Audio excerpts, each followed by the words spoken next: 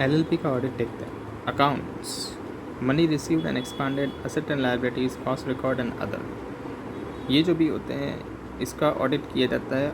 और ऑडिट करने से हमको true and the fair views मिलता है अकाउंट्स का। एडवांटेज क्या होता है, तो मैनेजमेंट इंप्रूव हो जाएगी, errors and the fraud detect हो जाएंगे, डिस्प्यूट सेटल हो जाएंगे, अकाउंट सेटल हो जाएंगे, मनी भी आप बोरो कर सकते हो बैंक से ईजीली। एप्लीकेबल होता है हर एलएलपी के लिए ऑडिट। एग्जम्पशंस दिया गया है इसके अंदर। अगर turnover not greater than 40 lakhs हो गया, अगर turnover not greater than 40 lakhs है, या तो अगर आपका capital contribution not greater than 25 lakhs है, दोनों में से कुछ भी होगा, अगर ये दोनों में से कोई भी एक कंडीशन भी सेटिस्फाइड होगी तो आपको एग्जम्पशन मिल जाएगा, आपको ऑडिट कराने की ज़रूरत नहीं पड़ेगी। Appointment of the auditor, designated partner के द्वारा अपॉइंट किया जाता है ऑडिटर। फर्स्ट ऑडिटर कब अपॉइंट किया जाता है, कोई भी टाइम पे, लेकिन before the end of the financial year. Financial year and होने से पहले पहले आप कर लीजिए। Subsequent auditor at least 30 days before the end of the financial year, 30 दिन पहले, फाइनेंशियल ईयर जब एंड हो रहा है उसके 30 दिन पहले आप अपॉइंट कर लीजिए। कैजुअल वैकेंसीज फील्ड की जाएगी by the designated partner. Duties क्या होती है ऑडिटर की, तो ये instructions regarding the work to be perform, instruction मिलनी चाहिए रिगार्डिंग द वर्क जो भी उसको परफॉर्म करना है उसके regarding. Mention the records appear to be correct, जो भी रिकॉर्ड्स जो भी अपीयर कर रहे हैं वो करेक्ट है ना। Weather he has obtain all the information, उसने सारे इन्फॉर्मेशन एंड एक्सप्लेनेशन लिए है ना।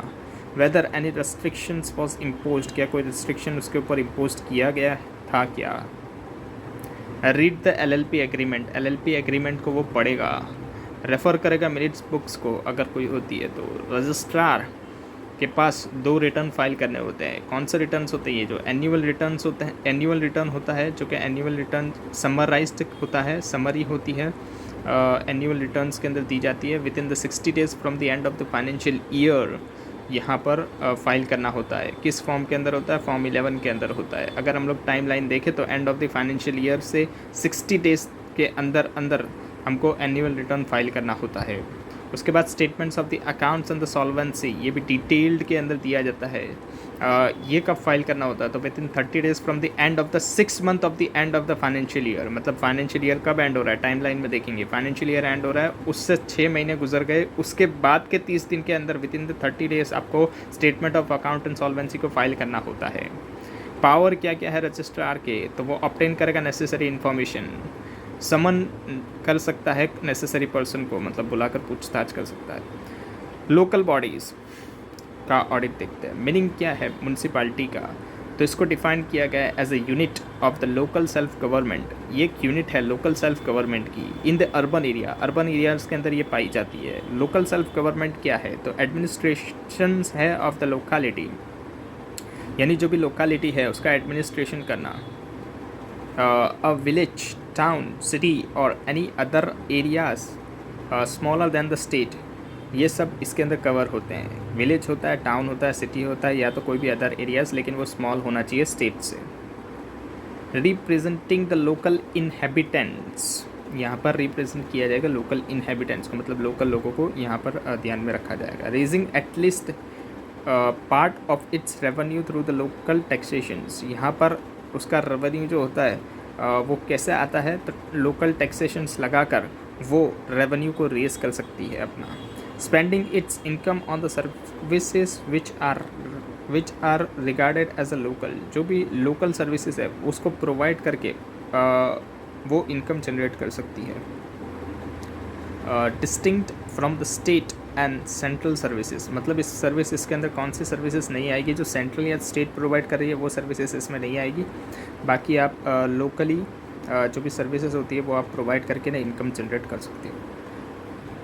उसके बाद यहाँ पर जो annual returns and statements of accounts and solvency थे, अगर इसके अंदर डिले हो जाता है, ये जो भी टाइमलाइन दी गई थी इसके अंदर अगर डिले हो जाता है फाइलिंग के अंदर, तो देखना है कि कितना डिले है। अप टू 300 डेज़ तक का डिले है तो बोले हाँ, अगर 300 डेज़ तक का डिले है अप टू, तो नॉर्मल फ़ीस लगेगी, एडिशनल फ़ीस लगेगी, कोई प्रोसिक्यूशन आपके अगेंस्ट में नहीं होगा। लेकिन अगर मोर देन 300 डेज़ होता है तो नॉर्मल फ़ीस लगेगी, एडिशनल फ़ीस लगेगी और प्रोसिक्यूशन आपके ऊपर होगा। टाइप्स ऑफ द म्यूनसिपैलिटीज़, कौन से टाइप्स की म्यूनसिपैलिटीज़ होती है, तो municipal corporations, municipal councils, notified areas committees, town area committee, cantonment committees, ये सब म्यूनसिपैलिटीज़ के अंदर आता है। टेक्स्ट जो होता है वो कन्फाइंड किया जाता है फ्यू आइटम्स के ऊपर, बहुत ही कम आइटम्स के ऊपर टैक्स लगाया जाता है। And compulsory in the nature होता है, ऐसा नहीं कि वॉलंटरी है, यहाँ पर क्या है कंपलसरी नेचर होता है, मतलब बनना ही बनना है। Source of the income and expenses, income property tax and the octroi से यहाँ पर इनकम आती है, प्रोफेशनल टैक्स से आती है, व्हीकल टैक्स से आती है, tax on advertisement, tax on animals and boats, tolls, so tax. और इसके अलावा इनको ग्रांट्स भी मिलती है, 3 टाइप की ग्रांट्स होती है।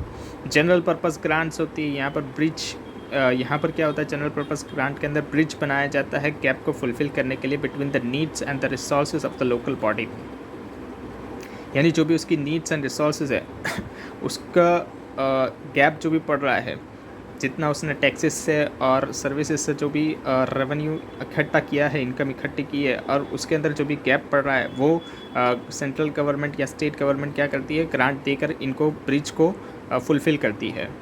स्पेसिफिक पर्पस ग्रांट क्या होती है, the tied to the provisions of the certain services और the performance of the certain task.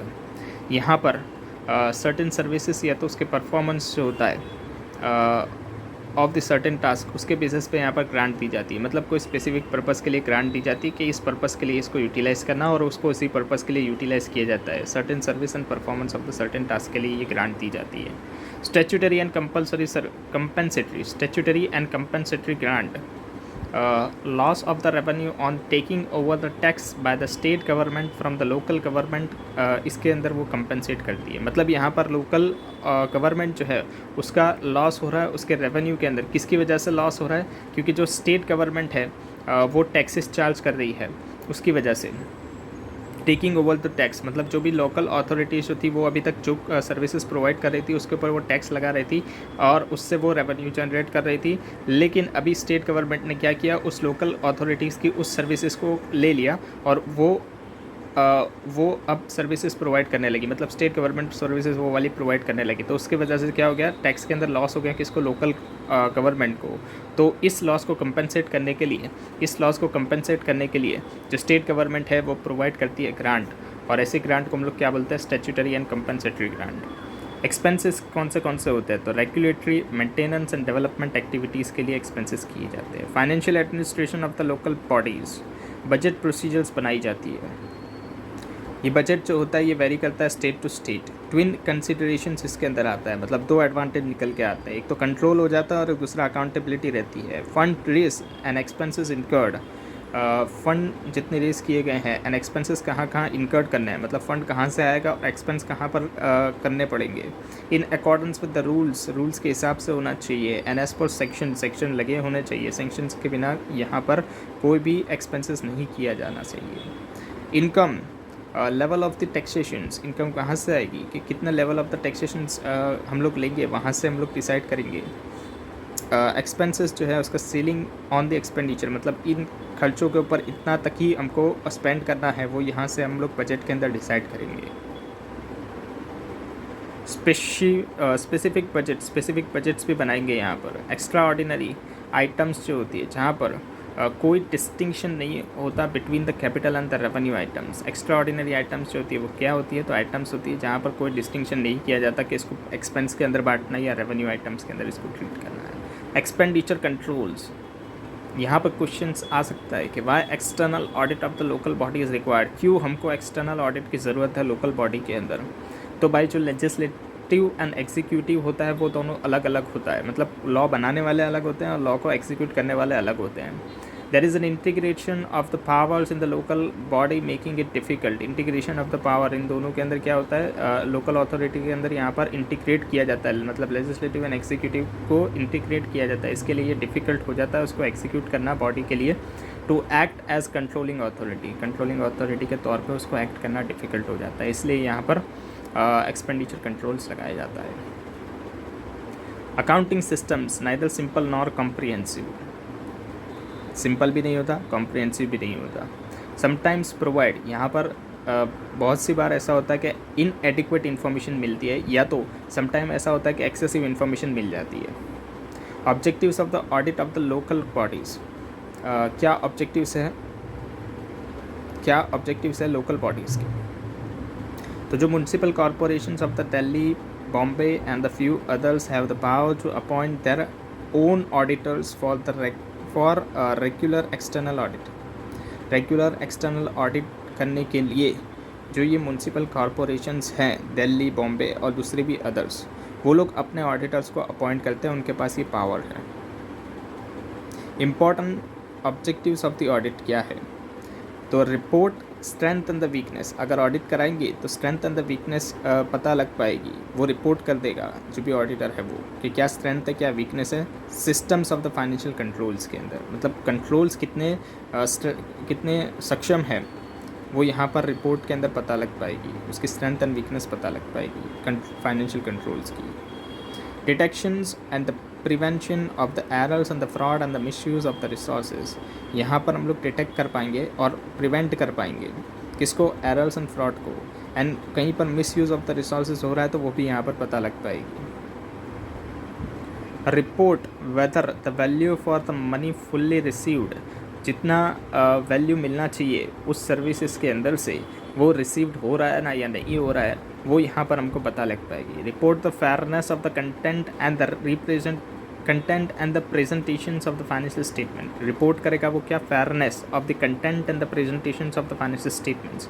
जो भी कंटेंट एंड प्रेजेंटेशंस जो भी दिखाया जा रहा है फाइनेंशियल स्टेटमेंट का, वो कितना फेयर है वो भी रिपोर्ट किया जाएगा यहाँ पर, मतलब कितना सही है वो रिपोर्ट किया जाएगा लॉ रूल्स रेगुलेशंस के हिसाब से। Adherence to the legal and और एडमिनिस्ट्रेटिव रिक्वायरमेंट, कि लीगल एंड एडमिनिस्ट्रेटिव रिक्वायरमेंट जो है उसको कितना फुलफ़िल किया जा रहा है वो भी यहाँ पर पता लग पाएगी।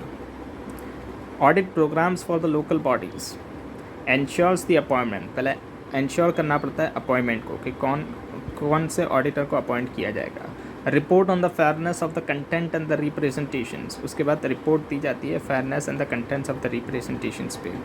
एक्सपेंडिचर जो भी इनकर्ड किया गया है वो कन्फर्म्स किया जाता है to the relevant provision of the law. जो भी एक्सपेंडिचर्स है वो लॉ रूल्स रेगुलेशंस के हिसाब से ही हुआ है, प्रोविजंस ऑफ द लॉ के हिसाब से ही किया गया है, वो कन्फर्म किया जाता है यहाँ पर।